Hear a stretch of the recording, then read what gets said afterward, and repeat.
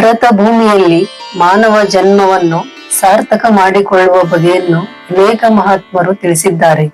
ಅವರಲ್ಲಿ ಶ್ರೀ ಬಸವಣ್ಣನವರು ಕೂಡ ತಮ್ಮ ವಚನಗಳ ಮೂಲಕ ಸಾರ್ಥಕತೆಯ ಕ್ರಮವನ್ನು ತಿಳಿಸಿದ್ದಾರೆ. ಅವರ ಒಂದು ವಚನವನ್ನು ಅರ್ಥೈಸಿಕೊಂಡು ನಮ್ಮ ಬದುಕಿನಲ್ಲಿ ಅಳವಡಿಸಿಕೊಂಡು ಉತ್ತಮ ಬದುಕು ಸಾಗಿಸೋಣ.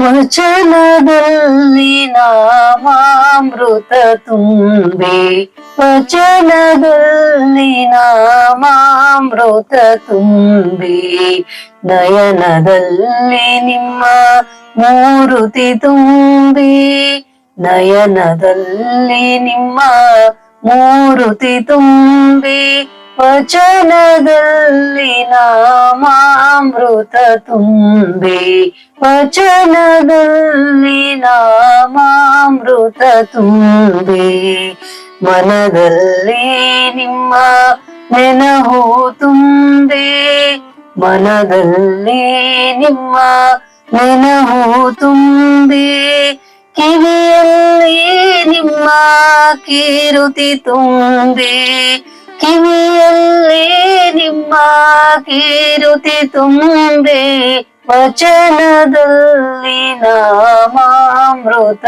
ತುಂಬಿ, ವಚನದಲ್ಲಿ ನಾಮಾಮೃತ ತುಂಬಿ, ಕೂಡಲ ಸಂಗಮ ದೇವ ನಿಮ್ಮ, ಕೂಡಲ ಸಂಗಮ ದೇವ ನಿಮ್ಮ, ಚರಣ ಕಮಲದೊಳಗಾನು ತುಂಬಿ, ಚರಣ ಕಮಲದೊಳಗಾನು ತುಂಬಿ, ವಚನದಲ್ಲಿ ನಾಮಾಮೃತ ತುಂಬಿ, ವಚನದಲ್ಲಿ ನಾಮಾಮೃತ ತುಂಬಿ, ವಚನದಲ್ಲಿ ನಾಮಾಮೃತ ತುಂಬಿ.